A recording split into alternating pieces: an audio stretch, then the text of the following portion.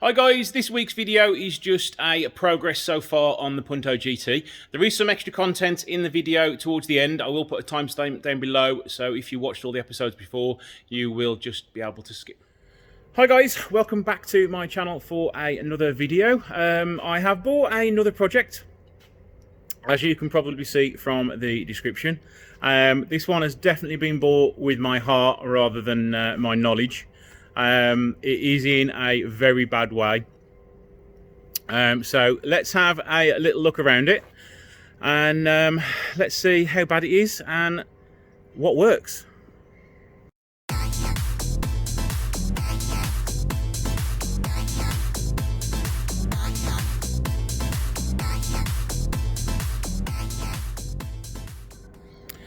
So here she is, a Punto GT in like the burnt orange colour, which is one of my favourites. My actual favourite colour in the Punto is the Rialto blue. I had one of those as my first new car and loved it to bits. So yeah, as you can see, the major problem with it is down there. I won't show you any further. We'll get it on the ramp before I'll show you that damage in any more depth. So yeah, it's a Punto GT, 1.4 turbo. It's the 8-valve engine out of the Fiat Uno. So it is actually quite an old engine. Now, why Punto GT and why am I sort of so passionate about them? Well, my first brand new car was a Punto Sporting in the Rialto blue. I'll try and stick a picture of one up now. And I had that as a part of the Magnetti Morelli discount package because one of my friend's fathers worked there, so I got 20% off a brand new Punto. I believe the price back then, it has been 20 odd years ago, was 10,500, so I pretty much got it for just under £8,500 for a brand new car, which was quite well spec'd in the day and also very stylish, because the Punto was the first car to have the high headlights in the back. Yeah, I kept that for probably 2 years. I really enjoyed it, loved it to bits. I eventually got rid of it and bought a white Escort Cabriolet on a D plate, which was the worst car I think I've ever purchased. It was a rotten nail which didn't never run right, and fuel leaked everywhere. And then after that I had a Punto Cabriolet, and then I had a Punto GT, sort of a burnt yellow one. I bought that with a knackered engine, paid a garage to repair it, drove it around for a few months, and then sold it on. And then a couple of years later I had another Punto Cabriolet. So yeah, that's where my passion for Alfa started, was with Puntos. I think after my second Punto I moved on to the Alfa 156. So yeah, we've had a little look around it now. I'll talk you through the bodywork. Yeah, it's a nail. There's not really one good panel on it that doesn't want painting. Bodywork wise and rust, it's not that bad on the sort of waist up. We've got a few little bits of rust appearing on the front here, which is as you'd expect. Bits of trim missing, door trim's missing, but luckily that is in the boot, because that's probably one of the hardest parts to find on a Punto. A few scrapes and scrapes on it, doors dented there, a little bit of rust coming through here. Oh, I think I've found a panel which might not need painting. The spoiler. Wow, that's all right. That's going to save me all of an hour's labour. Tailgate, it's got a few dents in it. It did actually have a much bigger dent, but I just got my hand behind the panel and pushed it out, and it's not as bad as it was, so that will repair. It does have some rust coming through up here, so that does mean the rear screen is going to have to come out for me to repair that. Some idiot has cut holes in the bottom of the bumper. Luckily you can't see them from here, so I may not have to do much with that. And yeah, it's staring at you right in the face now. Somebody's put that exhaust on there and it looks absolutely stupid. Both rear lights are actually intact. There's no damage on those, so they can be reused. The floor pan doesn't look as bad from this side, or should I say the sill rather. But yeah, trust me, I've already had a little look underneath it because I filmed the up in the air bit first, and it is in a bad way. I do have the 4 alloy wheels for it still. It does need 4 tyres. The space saver's on it now, and the space saver tyre has also gone manky. Big dent in the wing. It's also been painted at some point, and you can see there's moisture in the paint by all the bubbles on top of that, so that's going to be repainted anyway. A little bit of lacquer peel there and there, a few stone chips, rust coming underneath here on the roof and up there. We need a wing mirror, but they're readily available. Front bumper has had a dodgy repair to it down there. I may see if I can get another one, because after repairing the Barchetta front bumper, I don't really fancy doing it again. And I would imagine that should be fairly straightforward to get hold of. And the bonnet is covered in peel. So there we go, that is the outside of the car. Have a comment now of your initial thoughts before you watch the rest of the video, and then comment again at the end and see what your thoughts are after that. So yeah, let's have a look on the inside now, and let's see what works still. Right, the driver's window still works, although a little slow. The passenger window still works. The sunroof should work. It didn't work the other day, but I have lubricated it and it is starting to work a little bit better. So that's one plus point, because I understand that that is a major fail point again on these Puntos. Somebody's probably attached some dials or something there at some point, so we've got this nasty hole. I should hopefully be able to get another trim piece for that.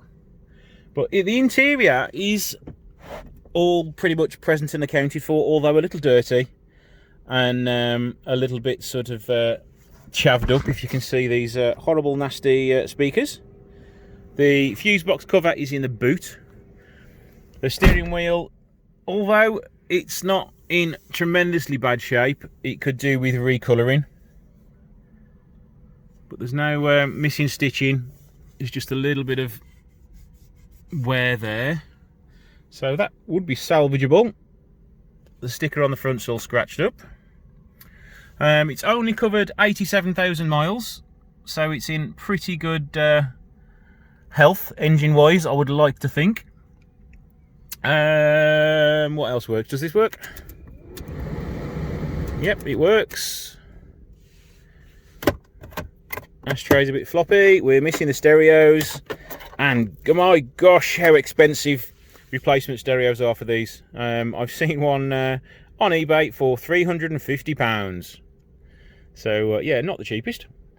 A little bit of wear to the door pulls, but that's not too bad. We can live with that. It is a 20 odd year old car at the end of the day. Was it 98? So we're at 22 years old. Gear knob, okay. And again, could do with cleaning. We do have a history book, so let's have a look in that and see what we've got. It's all as much of a surprise to me as it is you. We have a V5. We have a bill of sale. 4th of June, no year, so I don't know when that was. An old style V5.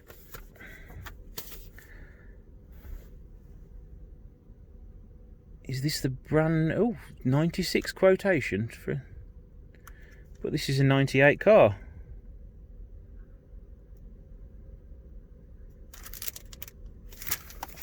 Bizarre. Vehicle safety notifications. There's a few other bits and bobs in there. Some old MOTs.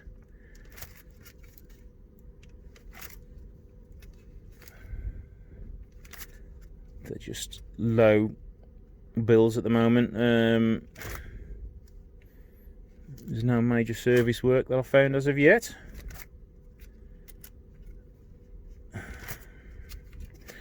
Here we go, a bill of £50. Nope. £32.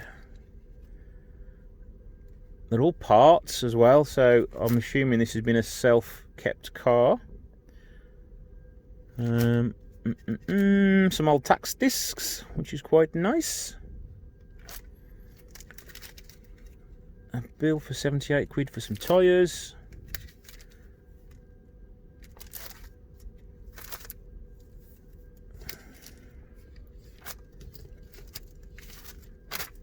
So yeah, nothing really interesting in the service history apart from tyres.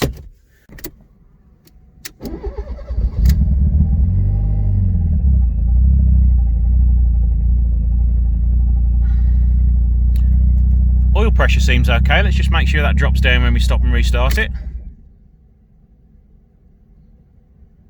It drops down very slowly, but at least it's dropping, so hopefully it's giving us the true level of pressure. So that's good. Engine warning lights on. Again, don't know why. I think I'll speak about that later on. When I picked it up, the key was broken, so I've had to sort of glue it back together.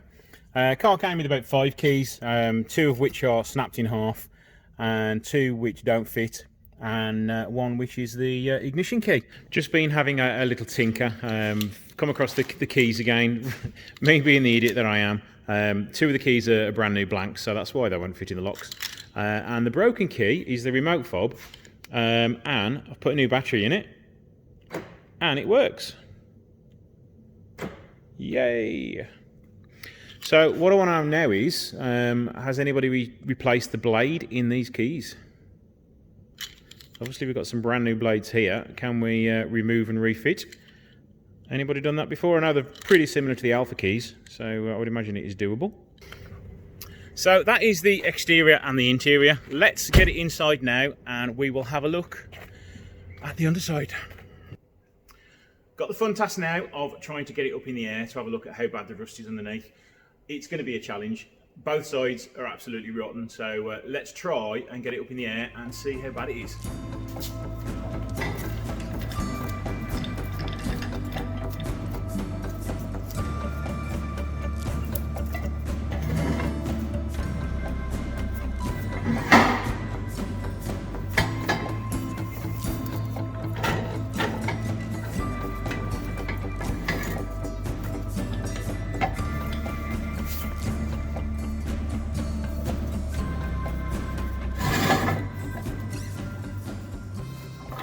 I've sort of managed to get it under 4 solid spots. Well, I hope they're solid anyway.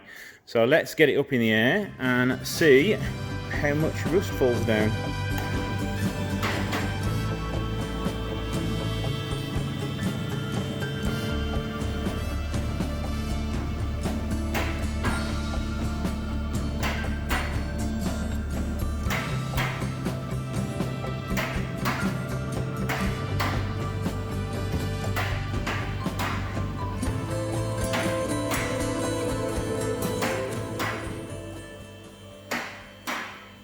Okay, hopefully it's going to hold on those spring pans.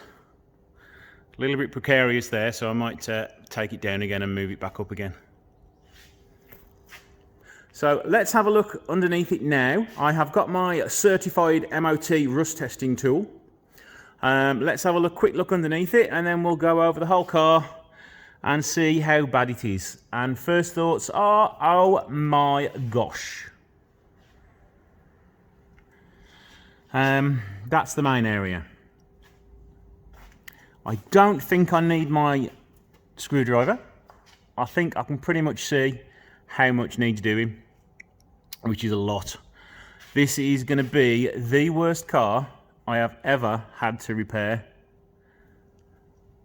It's going to be masses of fun, tears and sweat. Let's check underneath the arches. I would imagine behind the liner here, it's going to be rotten. Not too bad actually, it's just gone a bit there where the screw hole is. Get you to see that. There, that's an easy repair. We've got some rust up here. I reckon that's going to be holes there, or not far from being a hole. Can you see that up there? Up there. So that's going to be a nice repair to do. Another one. Let's go around to the other side.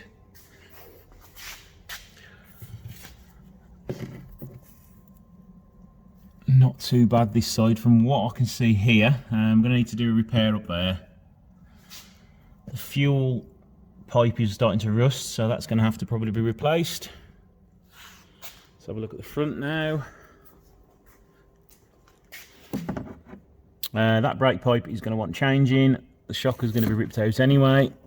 The tops are quite rust free, which is surprising considering how bad everything else is. And now the last one at the front, passenger side. A little bit of rust coming there, but again that's not too bad. And the suspension top, is a little bit of rust at the top of the suspension there, but hopefully that's just surface. So yes. Right, back onto the underneath. This floor pan is totally disintegrated. That's the insulation and carpet there. The inner sill is totally gone. I'm going to have to rebuild that. So I'm going to need to find some reference pictures so I've got an idea of where it all goes. Outer sill is absolutely gone most of the way up. I'm so happy I've been able to buy replacement parts for it. See, all the way across, you can see into the floor. Hello there. And all the way up there's rotten. Hopefully that top part isn't rotten, because that's going to be a nightmare to do. Let's go around this side. And all there is absolutely rotten. Bottom part of the wing is rusty, but hopefully salvageable.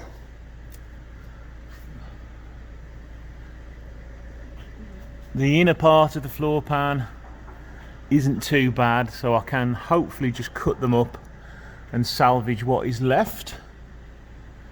But onto the other side now. All rotten at the back, all rotten under there, all rotten up into the sill. Floor pan is just as bad this side. Right up into the chassis leg. I think I have more chassis leg to see on this side, so I should hopefully be able to use a bit of that to give me a reference point to rebuild it. And yeah, all rotten to the front there. It's not as bad at the front end here. I think there's a little bit more rust left there rather than holes. That's gone through there though.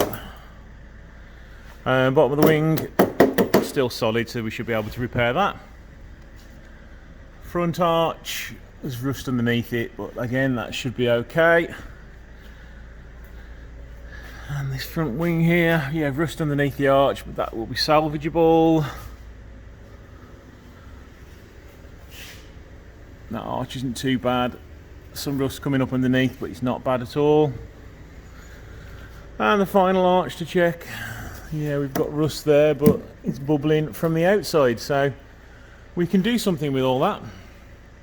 And as from the outside earlier, that is the holes cut in the bumper, but luckily you can't see them. But knowing me, it's going to bug the crap out of me.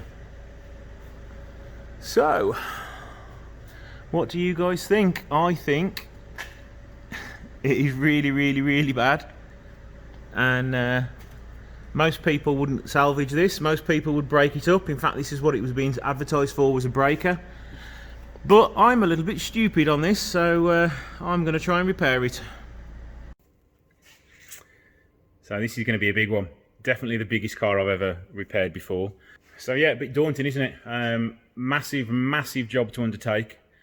So it's going to take a couple of years, I'd imagine, to get this right. I think the best thing to do is strip it back to its bare shell and get it blasted. I will probably send it away to be blasted, because the last time I did it in my old unit, I was picking up blasting beads for my remainder of the time at that unit.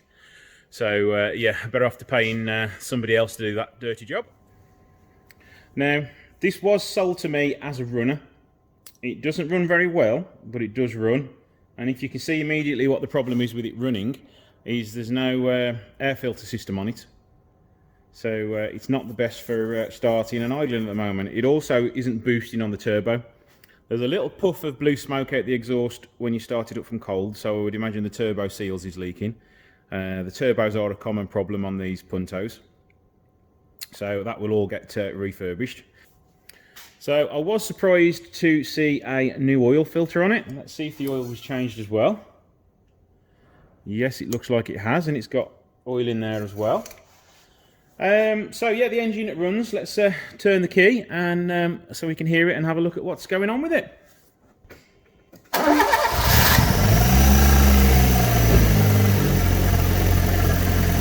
But it doesn't sound too bad. I've heard a lot worse engines than this, so maybe it will just want cleaning up and a few faults sorting, and it should be good to go, plus a turbo rebuild. The car itself hasn't done too many miles.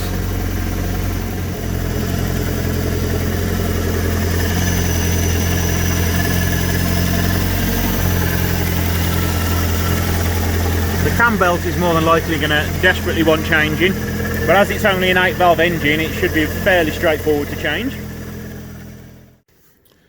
Rust wise in the engine bay, there's a little bit of surface rust on the chassis leg, not too much up there, very little there, just a little bit of surface rust starting to come in a few spots, but nothing major at all. That appears to be the worst bit down there, but once everything's out we can see how bad that is. The alarm housing could do with moving. We are missing a battery securing clamp. I'm going to need to find out, or see if it's even possible to get another airbox to go down there, see if we can sort out why it's not boosting. The engine warning light is on, and that's probably down to the fact that there's no airbox on there, and probably other faults with it not boosting as well. I have tried to connect my laptop to it, but it doesn't want to talk to it, so I would assume there's a broken or faulty wire somewhere, so I will have to try and fix that as well. Also having a little mess in the engine bay, just trying to see why it wasn't boosting. Found a loose turbo pipe going to this boost regulator, I would assume this is, and the end was broken off it. So what I've done is I have just glued a bit of brake pipe in there, made the hole a bit bigger, and welded it in, not welded it in, but sort of glued it in place. So hopefully we can test it tomorrow once this is dried and see if it will boost again now, but probably not without the airbox on it. So there we go, this is my new long-term project. I would imagine it's going to take minimum of 12 months, probably going to be around 2 years to get it done, and it's going to need a lot of work to do. I think I'm going to probably take it back to a bare shell, pull the engine out, probably just leave the dashboard in, and get the underside blasted professionally, and then we can sort of see how much we've got left to deal with, which is probably not going to be much when it comes to the floor pan. So it's going to probably be a few weeks until, or a few months maybe, until I can get cracking on this. I want to get the Barchetta finished, or at least drivable, and then I need to get the GTA, the 147 import one, finished and then sold, and then I'm going to have hopefully some time to start working on this. First thing's going to be just rip everything off it and then get it blasted. So what do you guys think? Have you owned Punto GTs in the past? What do you think of them? I say I've got quite a passion for them, so let me know in the comments below. Thanks for watching. This week I'm going to do a very sort of short start to restoring the Punto GT. So I'm going to be starting by refurbishing these holy grail of parts. I've managed to get my hands on a set of airbox mounts. Now most people were interested in the 90s and getting as much air into the engine as possible with really bad low quality air filters. So a lot of people removed these, put these in the bin to save a few grams in weight. And these are now one of the, sort of the most sought after part to obtain for the Punto. So I need to get these in the blasting booth, and I've also got one broken bolt there which I need to remove. So let's get these bad boys in the booth and then we can start on removing that broken bolt.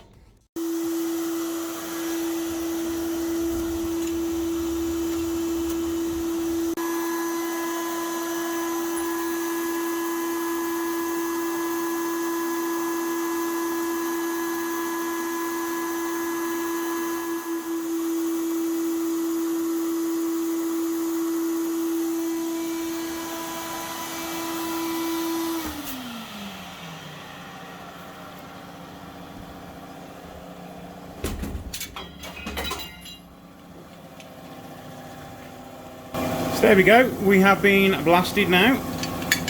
Most of the rust is gone, there are some still little stubborn parts on there, but by the time I've put some of my rust converter on there and primed it, you'll never know.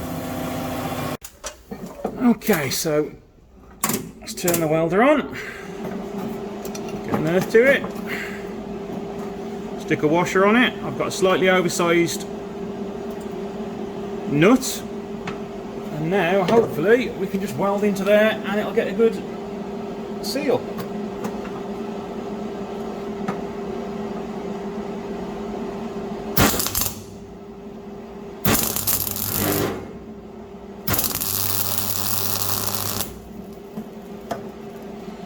Give that a little bit of time to cool down now, and fingers crossed it will come out.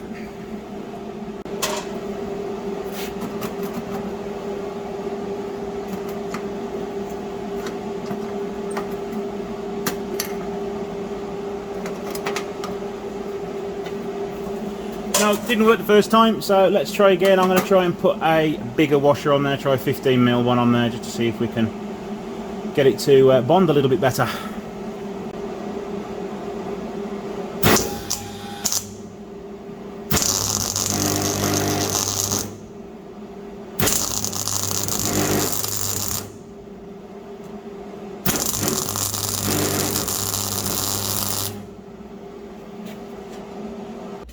So yeah, so let's try once more.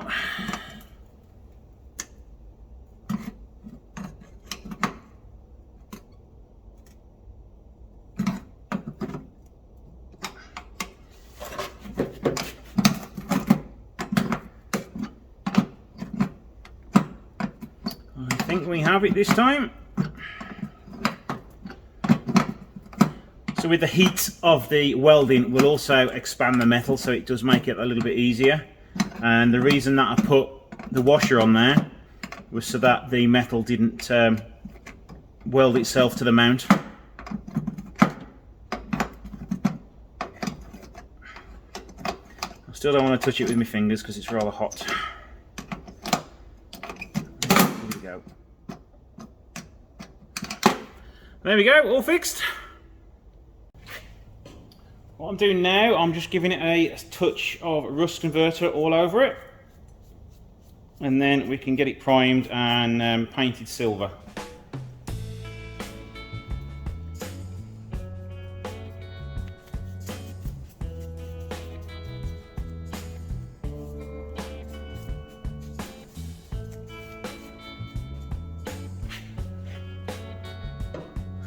One done.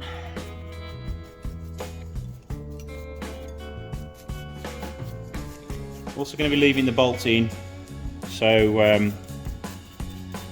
we don't get any paint in the holes, and we'll put new bolts in when it's eventually fitted in a long time to come.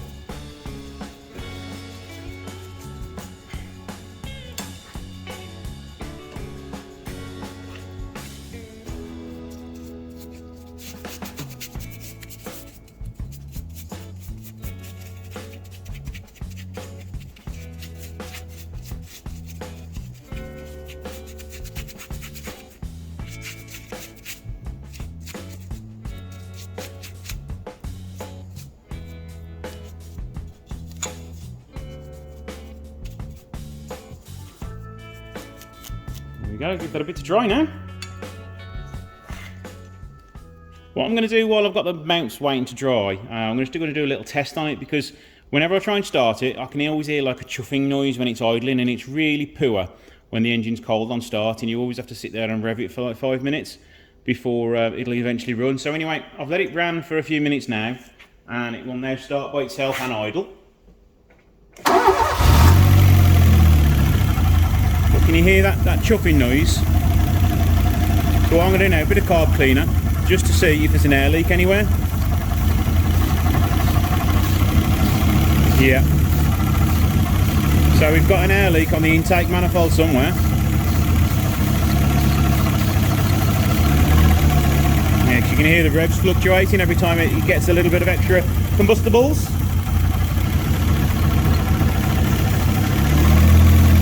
It's mainly down here.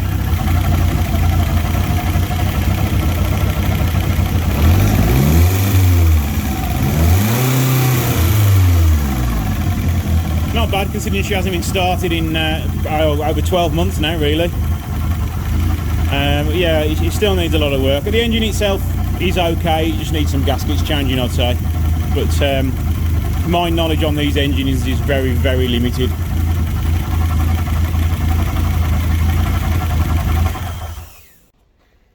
So when the engine comes out, it is going to want probably a gasket set putting on it, or at least some gaskets changing. But the car is, what, getting on for 25 years old now? So it is going to want plenty of work. Forgot to say, just before I put some rust inhibitor on there, I did degrease them thoroughly as well.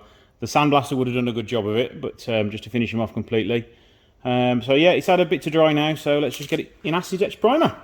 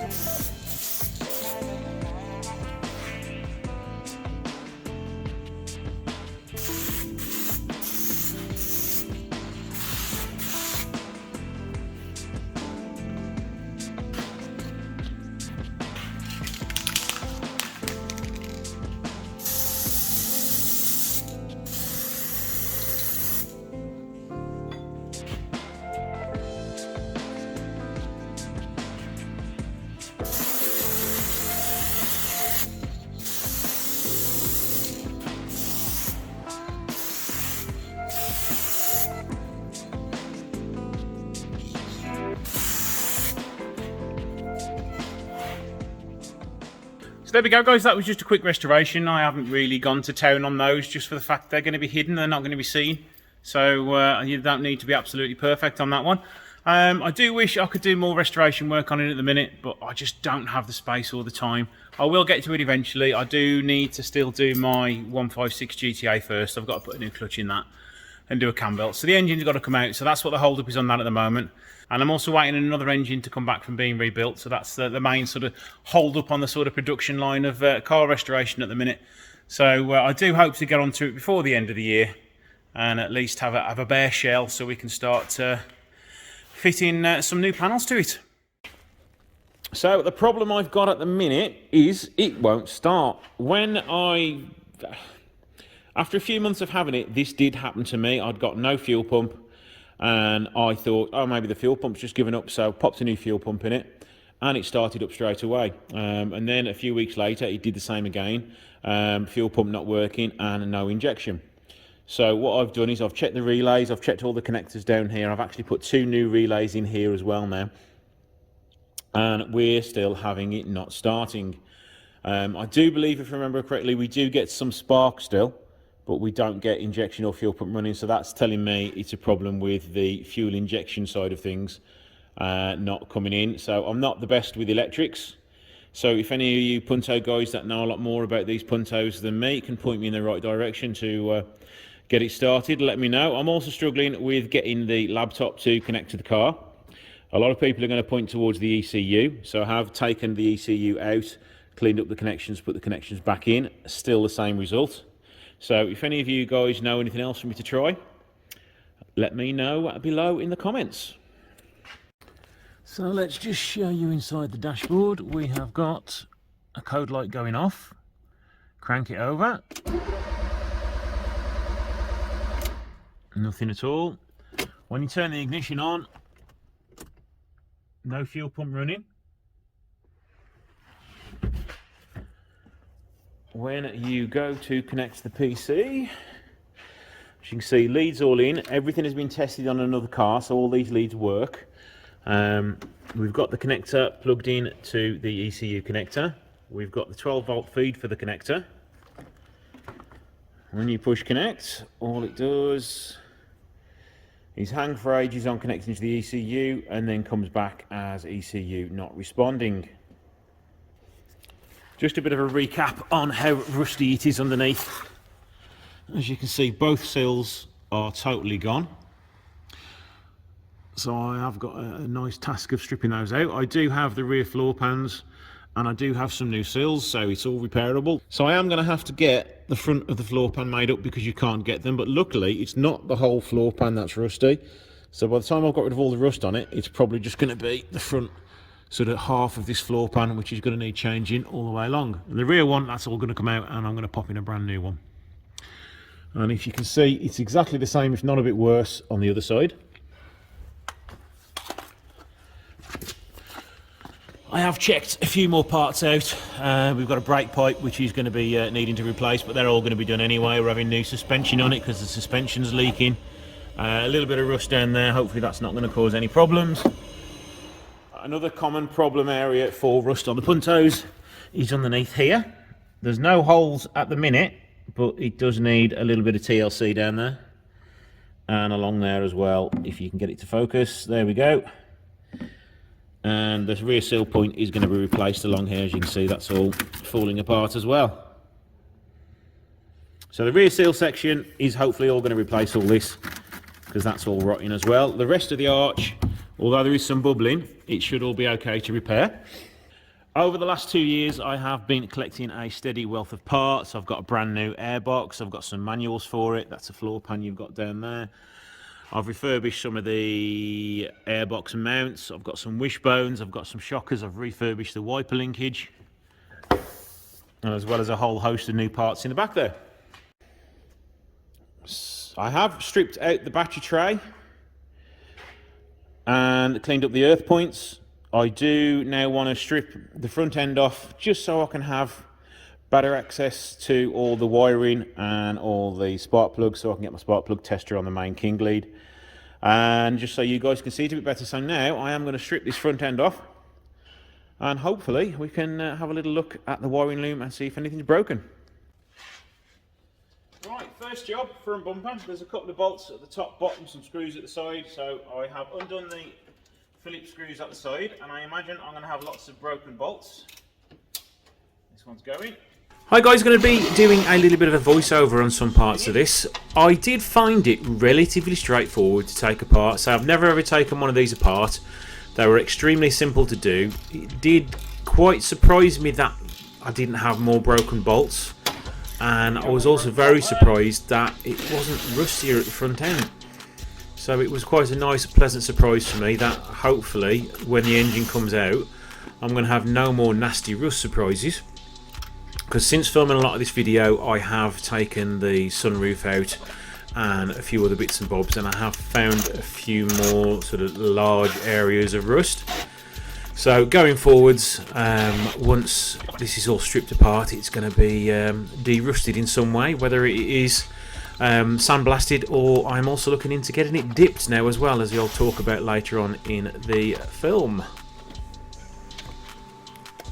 What also surprises me as well is the lack of crash damage supports or any sort of chassis strengthening on these. These are extremely flimsy, and I wouldn't have liked to have an accident in one back in the day when I had mine. One troublesome bolt down there. Can I get to the other side of it? I don't think I can. So out with the Dremel, I'm going to cut that bolt out. And then hopefully the front bumper will come off.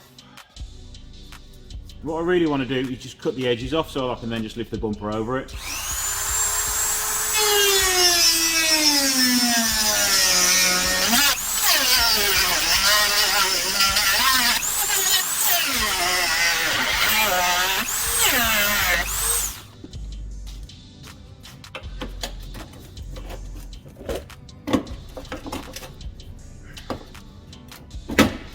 There we go.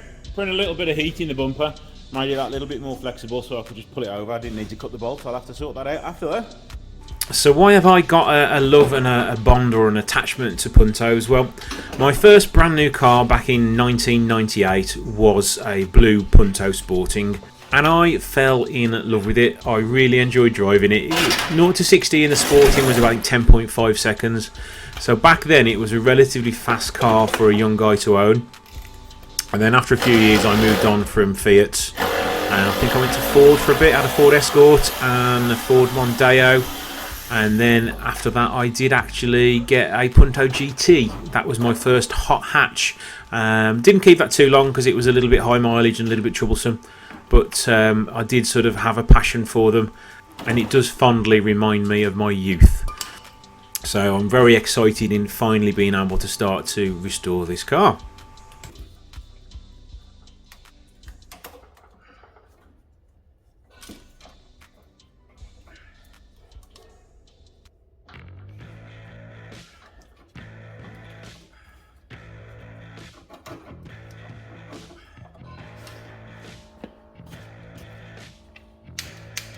In this cold weather, if you're ever struggling to get something like this off, a little bit of heat around the pipe. And it should come off a little bit easier. I say should.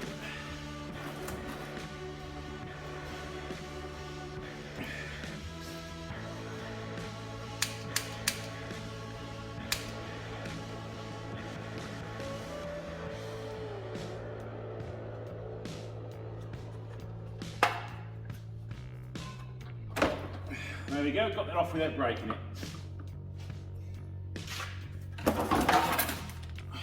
All front bumper off and out the way. Now I've got the front bumper off. Unfortunately, I knew I got this damage down here, but it's bent everything down there as well. I wonder if by pushing that out, plastic welding it all back together, that'll straighten back up. But unfortunately, that's a shame, that is.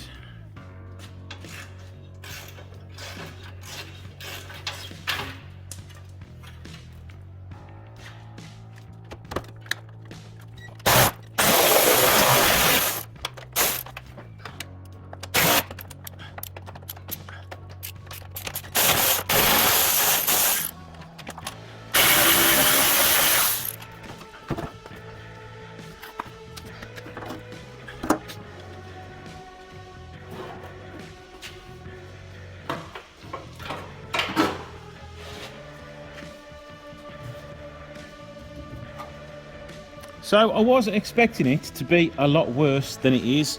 Once I've had the sandblaster on it, we will need a couple of little patches down there that I'll need welding. The front slam panel is okay, a little bit of rust down there. Nothing really around here, which I was expecting there would be some, but there isn't. There's like a bracket there at some point that was holding something that's going to want sandblasting and painting. This side is okay. All the inner wing isn't too bad, it's all relatively solid, especially along here, because if you've seen many of the GTVs I've had on the channel, there is normally a ton of rust down there. A little bit coming up here, but it doesn't look as though it's anything too bad at all. So for the moment, it looks like she's still salvageable. Front wings are not faring the best. Got rust down here, rust along there, along the inner arches, and the worst bit is sort of down there.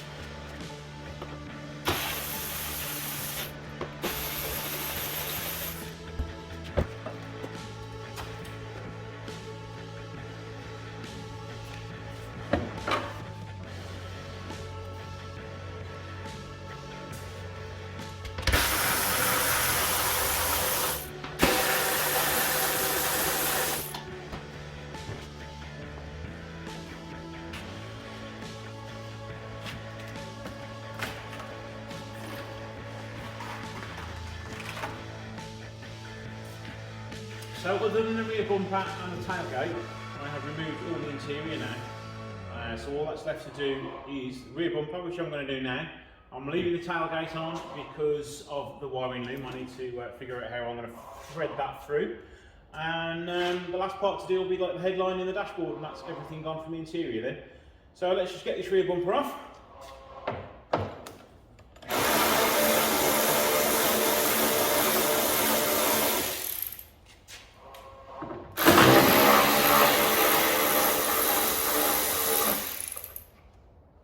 Find out where the rest of the screws are hiding.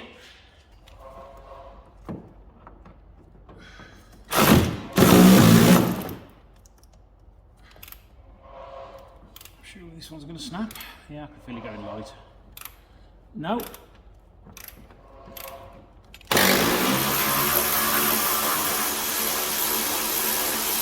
I am shocked that that one came out in one. We do have some seized bolts on the bottom, but we'll see if we can get it off without undoing them, because one of them has rusted away.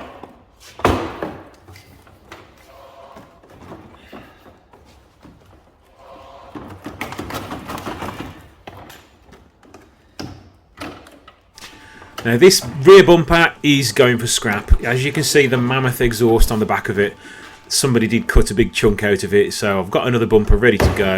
So this one has just been pulled off basically.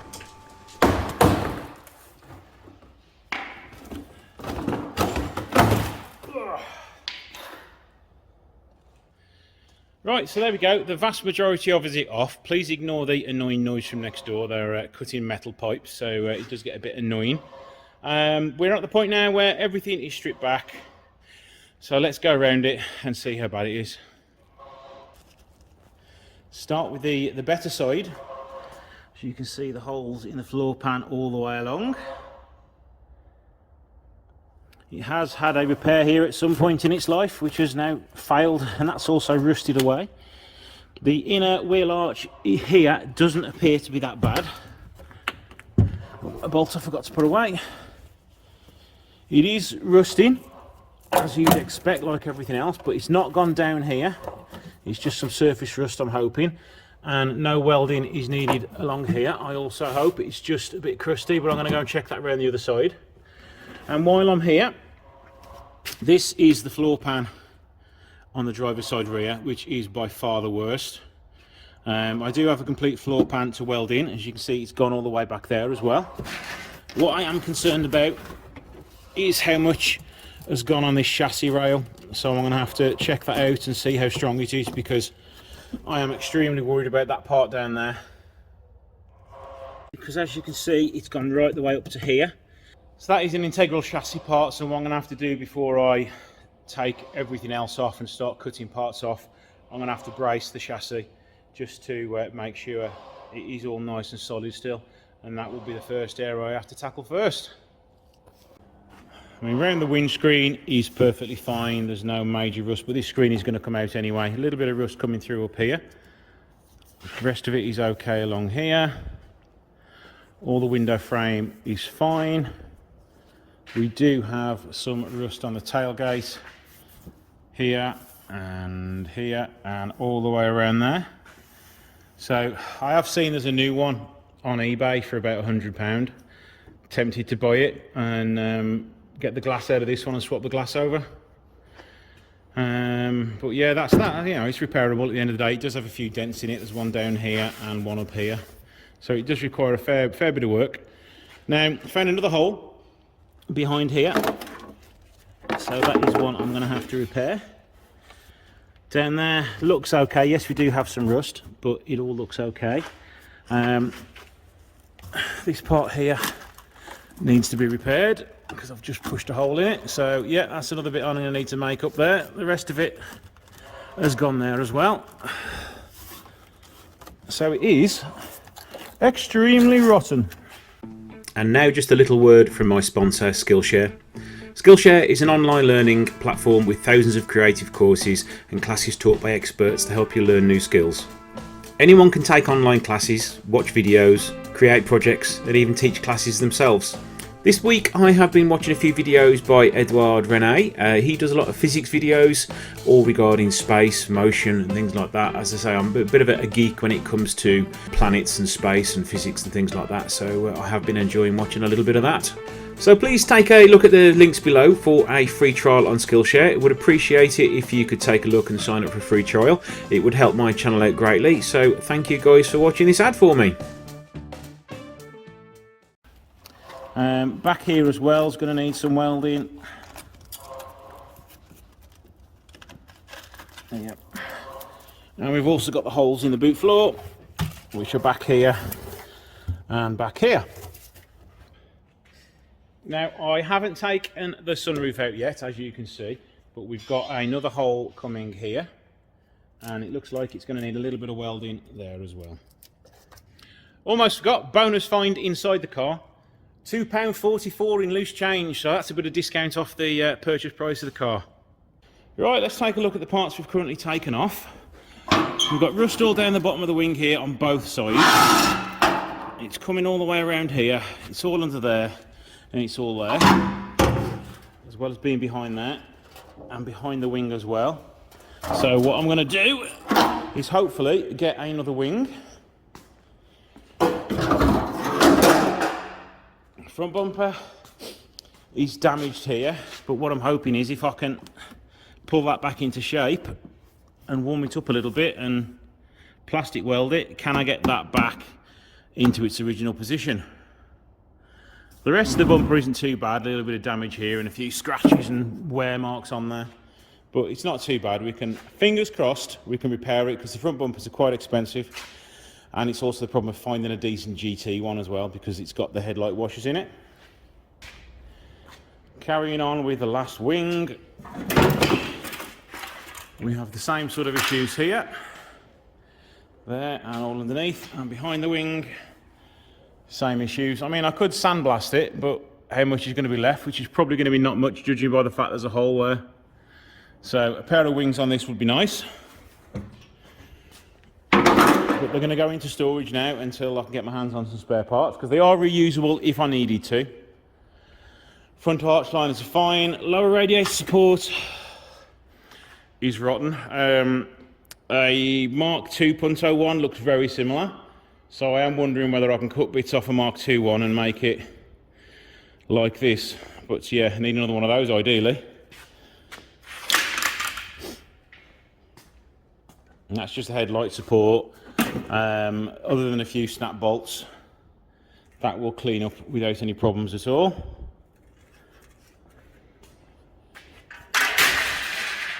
Headlights, I've got some spare headlights. Front arch liners are fine, there's no brakes or anything in those. So it's as I expected really, rust. It could have been a lot worse, but I can get 2 new wings for it, relatively cheap, but they are pattern parts. So I'm going to order a pair of those and see how they fit when they come. The good news is, on the front of the engine, all the chassis rails and the chassis legs appear to be pretty solid. I will find out more once the engine comes out, but so far the front chassis rail is good to go. But I need to wait until I've got a couple of days free on the far ramp there, so I can strip the rest of it off. So we've just got a shell left. I'm in an hour about leaving the dashboard on. I'll probably pull that off as well, and take all the wiring loom out of the car, and then it can just be blasted. I'm unsure whether I'm going to blast it here, because I do need to buy a rotisserie so I can blast it and weld it a lot easier. I'm not going to make one at home, make one here, because it's a bit of a pain in the backside to do. So yeah, I'm going to get a rotisserie and probably sandblast it here. Rotisserie is about £400. Sandblasting it is going to cost me £400 to £800 at another company, and then it's the whole hassle of getting it there with no wheels on it, and then can they put it on a rotisserie and blast it properly. So I may just get it all done in-house and blast it in my booth. So since the last video, I have stripped down the front subframe, and I've also, let's go around this side, stripped down the rear subframe. Not too bad at all, to be honest. Everything came out relatively easily. I had one broken bolt for the anti-roll bar, so I'm going to have to get that out once it's been blasted. A little bit of heat from the welder, and it should hopefully come out. Another thing I've done, I finished cutting off the rest of the sills so the blaster can get in there and do everything as good as possible. So this side is by far the worst, and you'll see around this side now that you've actually got most of the inner sill is still there. So yeah, it's gone at the bottom and at the back here, but most of it is still there. So let's get the trailer hooked up to the Jeep and off to the blasters. I did have a word with them about filming a bit of the blasting, but they said it gets way too dusty, so there's nothing really for me to film there. So let's get over to the blasters and say bye-bye to it for a few days. Right, I've just had the phone call to say the Punto is all done. It's 8 days later. I've received no pictures, so I'm going in to get this car all blind. When I originally spoke to you guys in the last episode, I was unsure as whether I was going to get it blasted or I was going to get it dipped. One of you guys in the comments, well, several of you actually commented, but one of you put a link to a video in there, and that got my mind thinking after watching that. Let's do a little bit of research before I just dive in and spend all that money. And it does turn out that getting it dipped isn't really the best route, because if it's not dried out properly or not rinsed off properly, it will just start rotting immediately because of the acid left in the sills. Not that there's much sills left anyway. So I decided to save myself some money, go down the good old-fashioned route of getting it soda blasted. So hopefully there is something left of the car, and what I'm going to be doing now, getting it back in the unit, finish off removing the engine I was doing before I dropped tools and ran off to load the trailer up. So yeah, finish removing the engine I was doing on another car, and then I'm going to be wiping the bodywork over, getting rid of all the bits of sand in the bodywork, and acid etching the bits that are bare metal, so we can then start to get the repair work done. So join me in a few minutes when I shall hopefully be able to have a little look over the shell.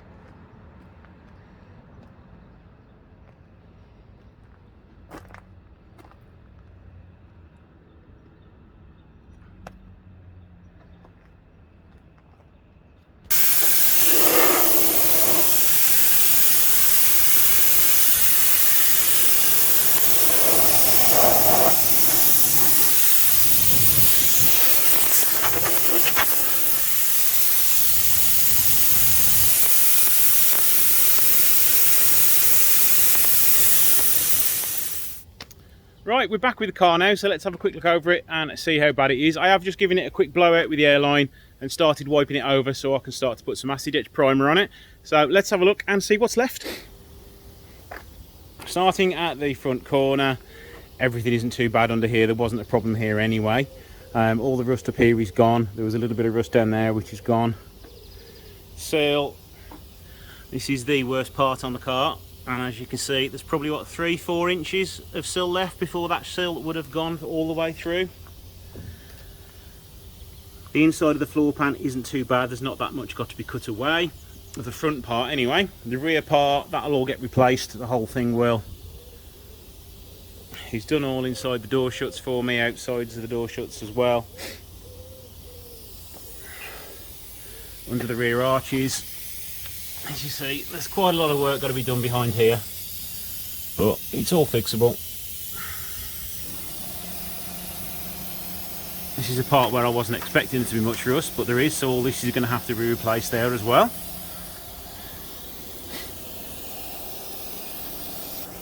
Inside the rear arches, all the way along there, back here, it's going to be down there, along the front part there. This is by far the worst side. The boot floor needs several patches. You can see it's gone thin around here and all the way around there, so that needs a fair old chunk doing as well. Big part of the back here has got to be cut out and redone. It's all soft in here as well, so that's all going to have to come off. Again, all inside the rear end, more holes everywhere. But, you know, it can all get done. It can all get done without any issues. Well, I say without any issues, with plenty of issues, really.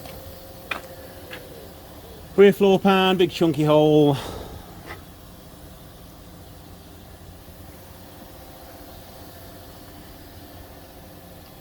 And they did all inside the engine bay as well. I did tell them not to bother doing that because not that much needed doing, just do this little bit here.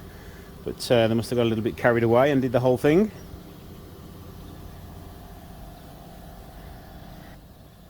So I have rubbed some of the inside down now. It is very difficult to get rid of all the dust and stuff which is left behind. So I am going to have to probably retreat it again, but at the minute now, before it starts to rust again, I need to get some primer on the bare metal.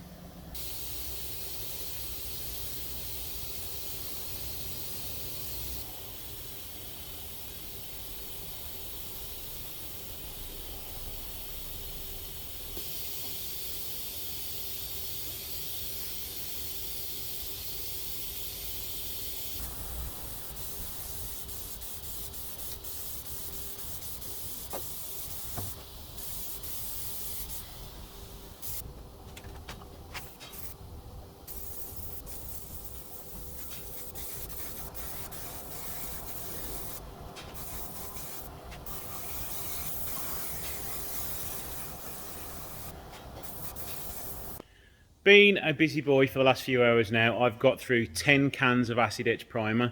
The first stuff I used, the green stuff, I got from my local body shop and they mixed it up for me.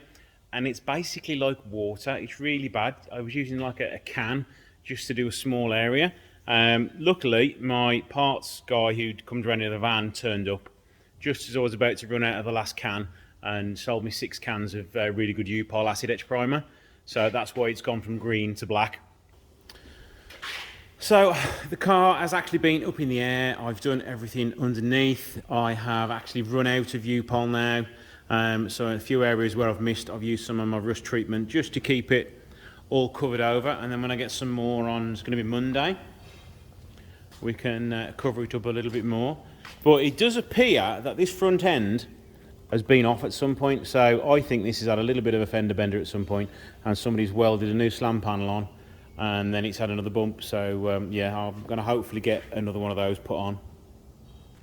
I am a little bit concerned about all the rust at the rear end, mainly up in behind here. It's like all behind here, all the way up sort of behind the wing, all the way in there, down there, there's a big hole up there. So it's going to be sort of awkward on places to get in to weld, but you know.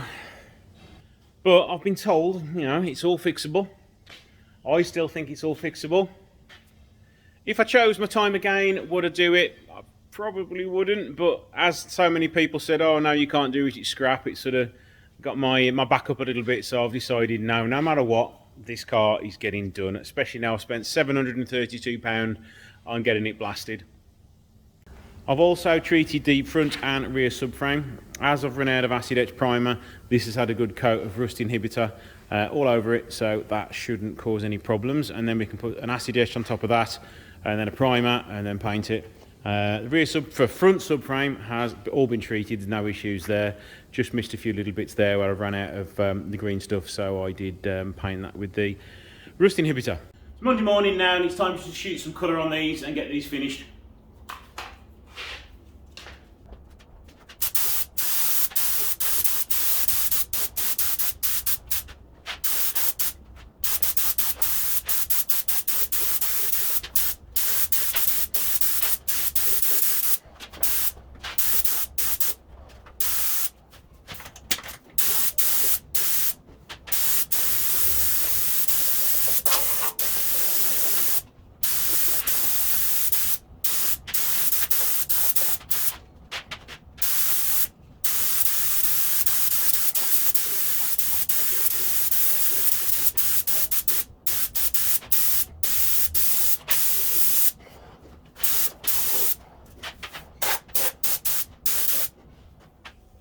Right, let's put some clear coat on it now, and then we are done with these.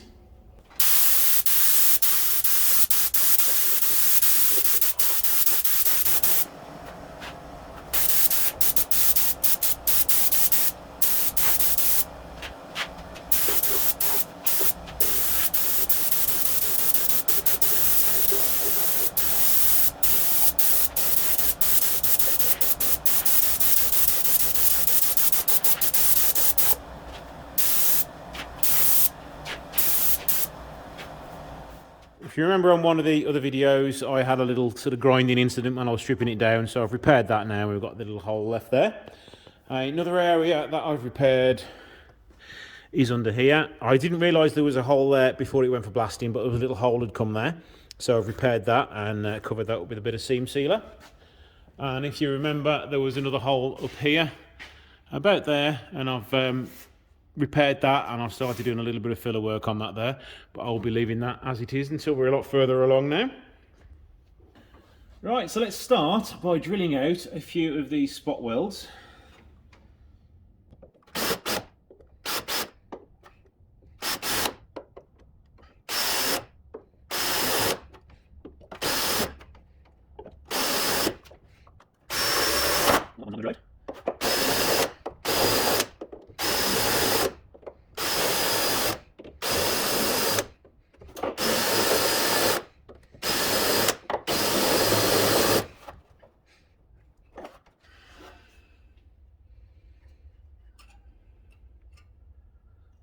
There's another one here.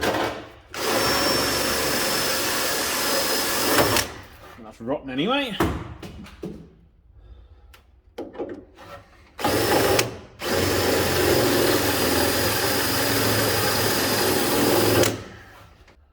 What I want to do now is just mark a rough area of where it needs cutting.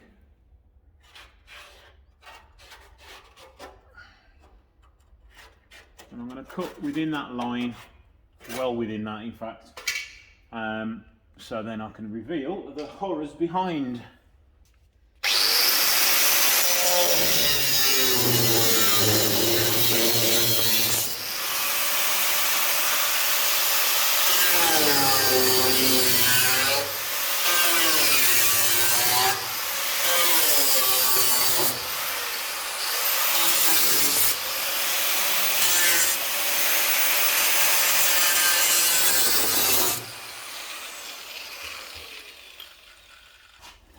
Now if I've drilled them through correctly, this should separate relatively easily.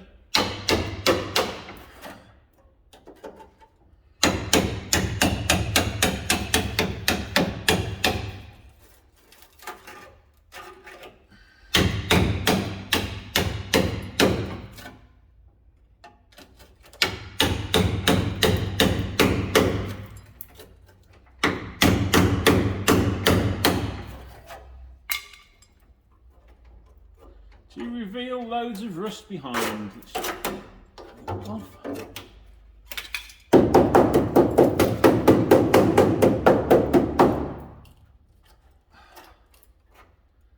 So now what I've got to do is clean up all this here and then see what I'm left with there. So join me in a few minutes when hopefully all this is gone from here. I've removed this panel here, that's all done now. I have got to repair along here. I've also got to remove this part round here because if you look in there, we've got several holes. We've got a massive one here, that's got to be repaired, but there's one here. There's also one behind here that you can't see. So I need to rip all that out so I can repair these holes here as well.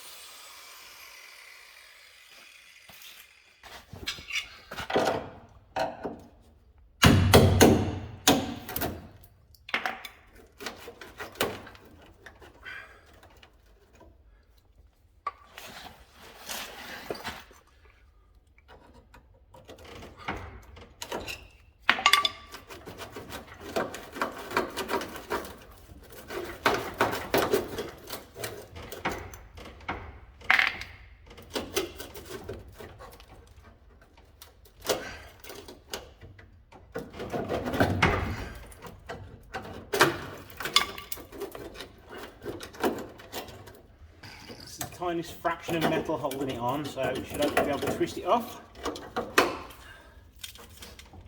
And there we go, so I've just got to finish off separating that and then weld in more pieces and clean everything up, and it just seems like it's a never-ending pile of rust I've still got to remove.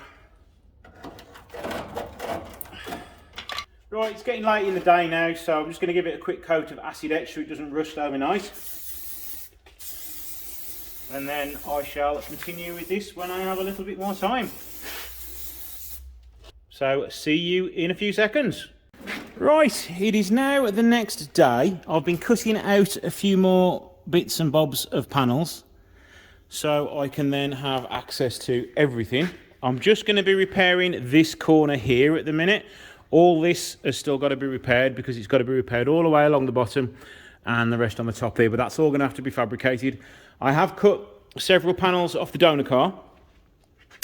These three were really good. This one was rusty on the inside, as you can see. It's still pretty thick, so I am going to be repurposing that where possible. So it's basically now just a massive jigsaw puzzle. So I've now got to clean all my edges up, start doing a few tack welds and put it back together.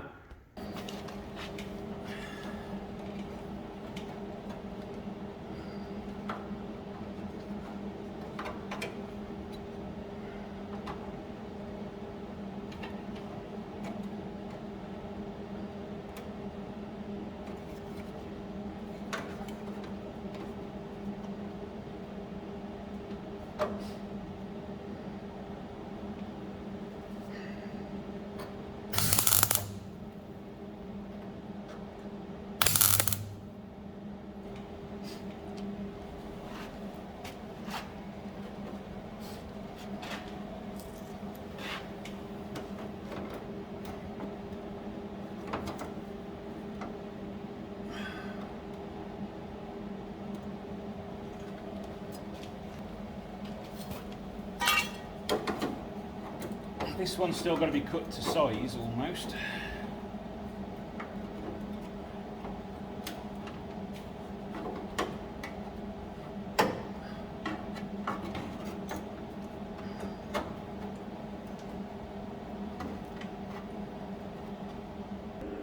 It's all looking extremely rough because it's literally only been tacked on. So that's going to be almost the finished article, but it's all going to be blended in like it was original. At the moment it looks as though it fits pretty well. A little bit proud here I would imagine, but this is a slightly thicker bit of metal here because I've had to make this. So that will be ever so slightly proud. But other than that, the lines are pretty much spot on of where they should be. Maybe this panel could be a little bit straighter, so I may just untack this one and just raise it up a little bit. So I'm going to crack on with this then, so join me in a minute when hopefully it's all welded up.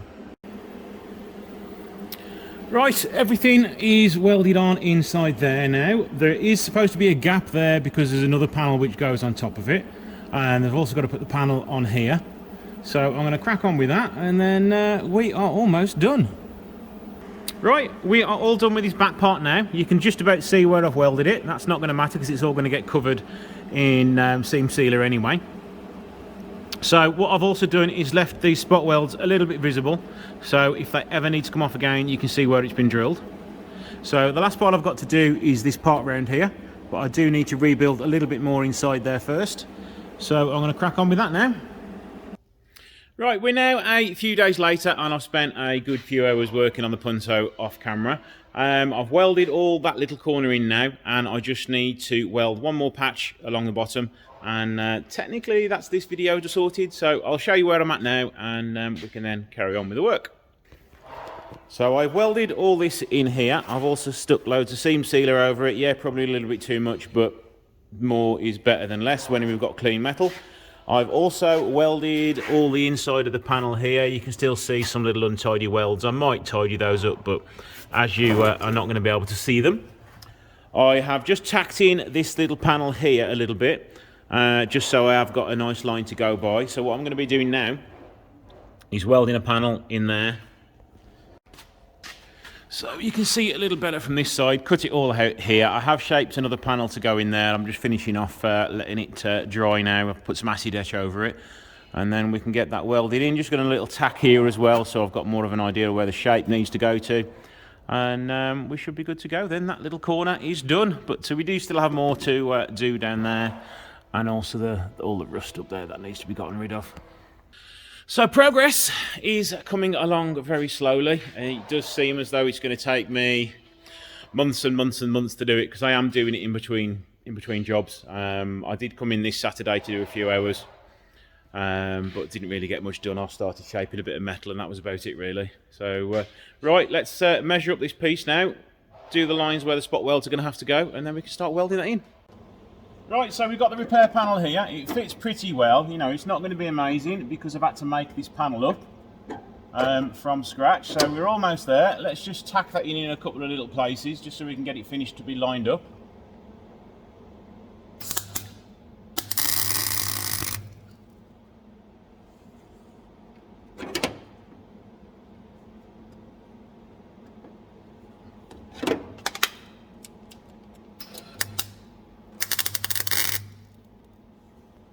Yeah, I haven't cut it to the best there, but we can always fill that in, that's not a problem. So let me just do a few more little tack welds just to keep it in place. Need to hammer it around a little bit just to get the shape a little bit better, and then we should be able to crack on and get it welded in perfectly.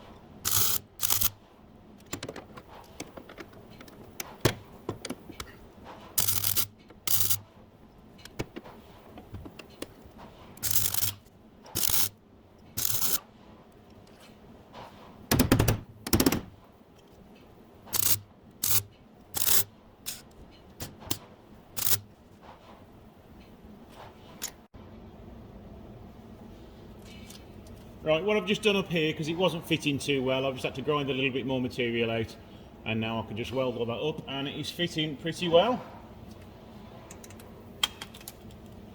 Right, we're all ready now. I've just tacked this in very badly. I do also need to reshape this bit down the bottom. I have left it long on purpose, so then I can just shape it all up at the end.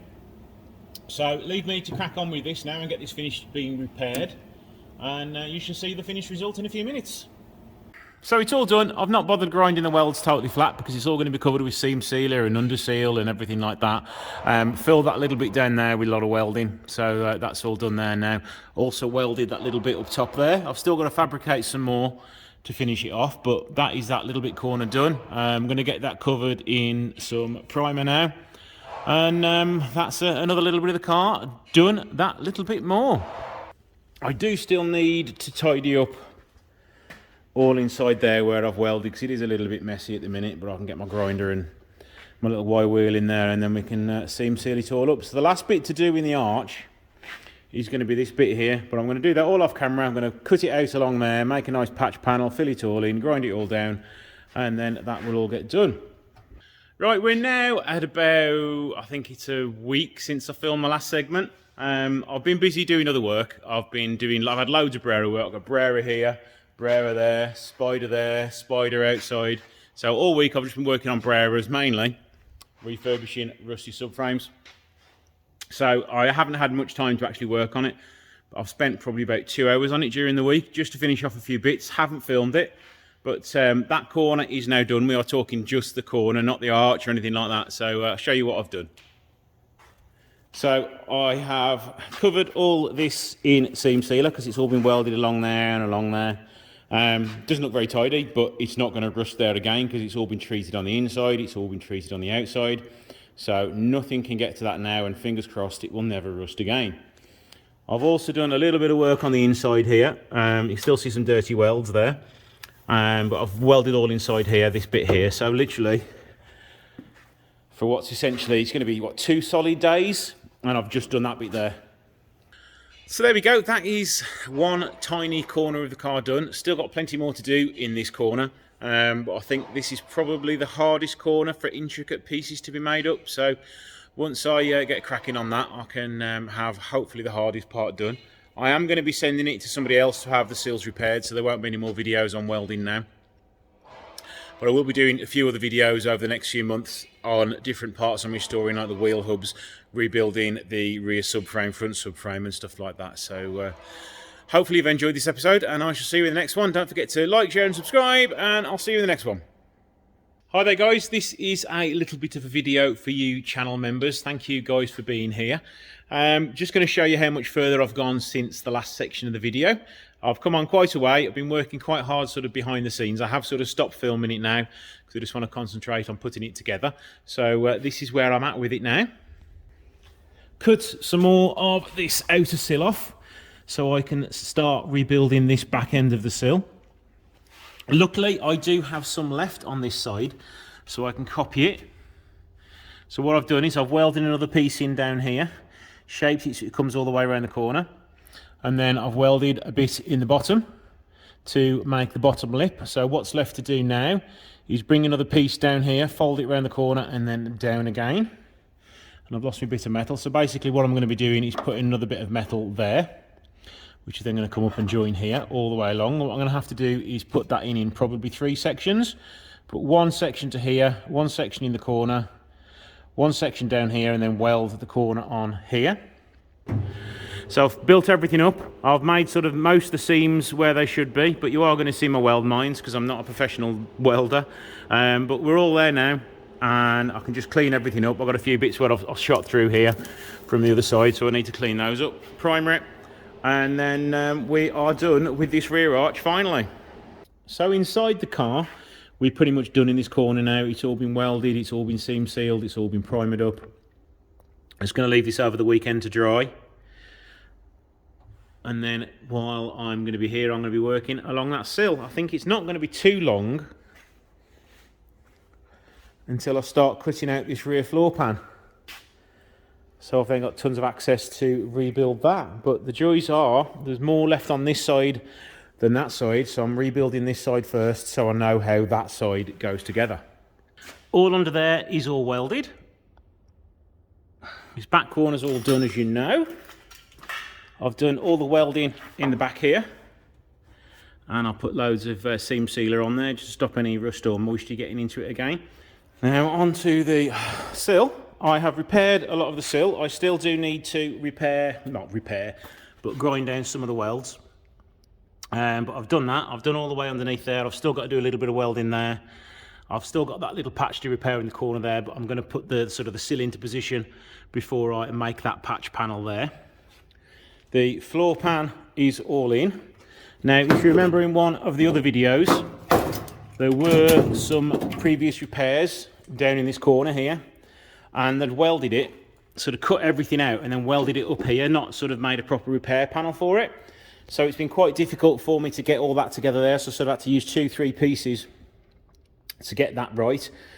Still needs tidying up. It's still very dirty at the minute and the welds aren't very tidy, but we'll get there in the end. I am now working on repairing this bit of sill down here, and I've made 2 repair patches there. They're just drying with some acid etch primer now, so it's all covered for when it's welded. But by the time you next see this, I'm hoping that the sill will be on it. As I say, I've ran out of gas in my welding now, otherwise I'll be welding that on now. I'll be going to get some more gas. So otherwise that would have been on there. So once that front part's done, I've just got to put the sill on, make that repair patch panel at the back there, then the sill can be welded on. And then the final thing to do on this side, a bit more rust. It's all underneath here as well, so I'm going to have to try and get my little sandblaster in there and try and tidy that up a little bit. And then I've just got to make a floor panel for down here. All this has got to be all welded in properly. I've only sort of tacked that in roughly. But we do have a strong chassis on this side now. So at the end of the last video, I did say that I was going to send it out to have the welding done on the seals.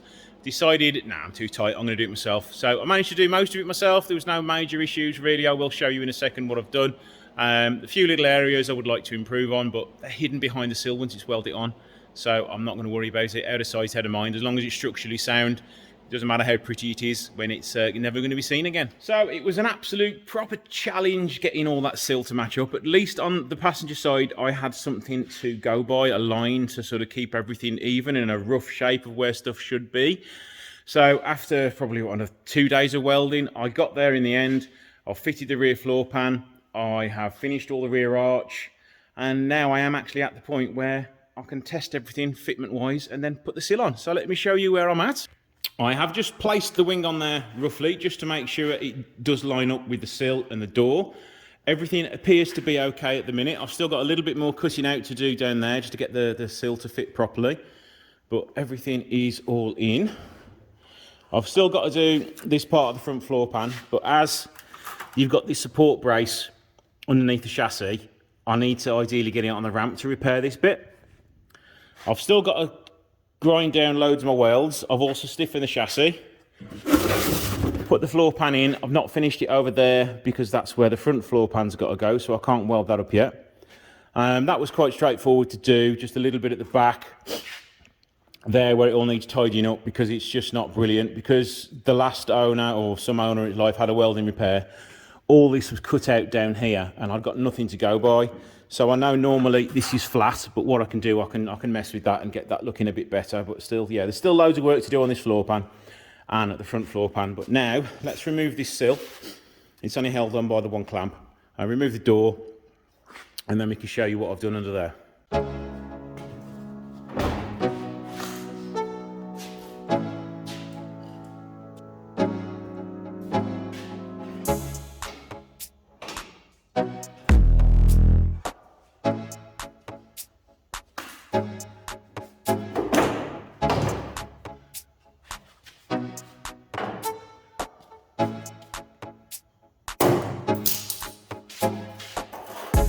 Right, all this sill is welded. I have still got to extend a piece down there because as I was rebuilding it, it was like that was the height everything was at.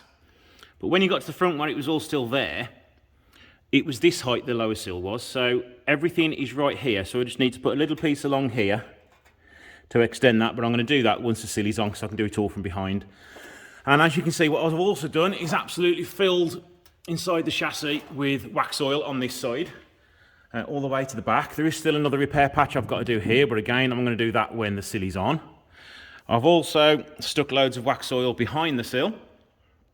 So, fingers crossed, it's never going to rust again. So I'm going to do this every year and get as much in the sills as possible to keep any rust at bay. So now I know where all the lines are.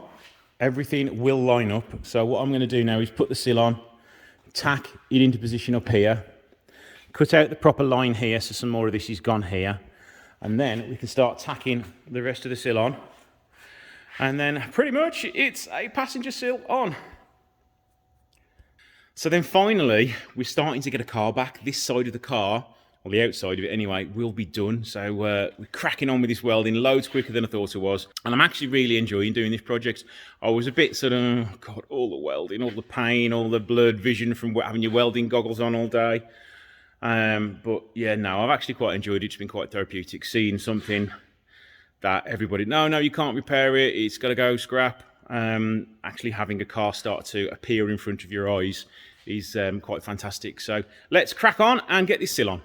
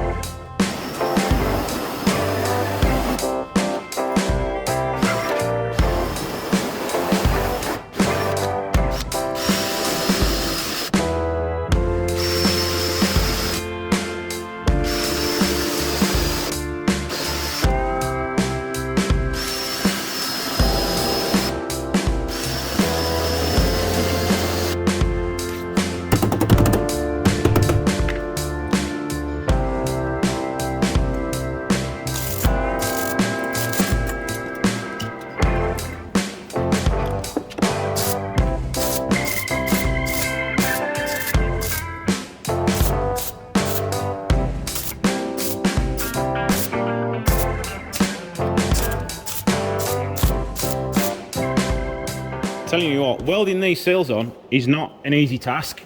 I knew I had to be fire careful because of the wax oil I've put underneath it, but these sills are such thin tin. I'm burning through it so easily. I've welded that, ground it down, and you can still see it's not amazing, but it's okay. But yeah, every time you touch it, you keep the gun on there for a little bit too long, and it burns through. So it's just super thin. My welder's almost on its lowest setting. And it's still doing it, so I'm taking it super slow. So what I'm going to do, I'm building up a sort of thick and ugly coat of weld on it at the minute. I'm going to grind that back, and then once there's no gaps and the metal's a bit thicker, I'm going to put a nice warmer layer of welding on it, so it is nice and thick and has a good good melt point, I would call it, to the rest of the bodywork. So hopefully it'll be okay, and it should be okay once it's all ground down, to be honest. But yeah, I had a little fire. I knew I'd got to be careful of the wax oil, so chucked a bit of water underneath it, and away it went. And that's happening because it's burning through so easily. So I've got to take it slower so that doesn't happen again.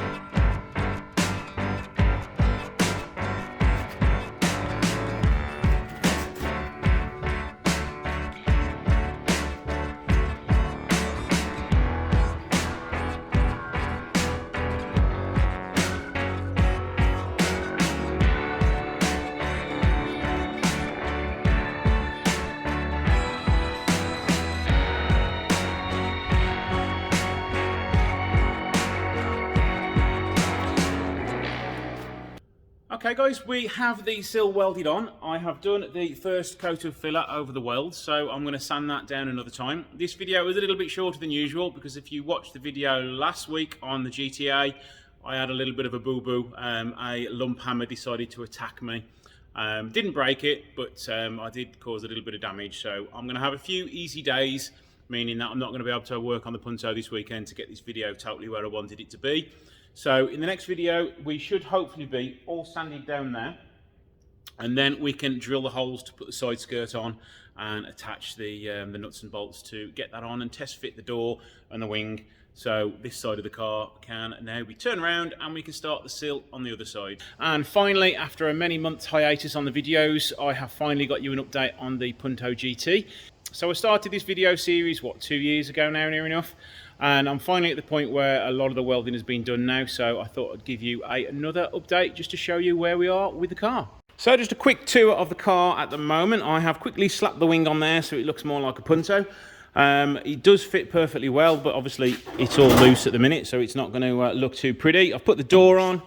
As we can see, we do have good door lines once everything is put on correctly. But I did manage to drop the door and bend the bottom of the door, so that is some work I've got to do to repair that. We have floor pans. It's not a Flintstones car anymore. All the sills have been fitted.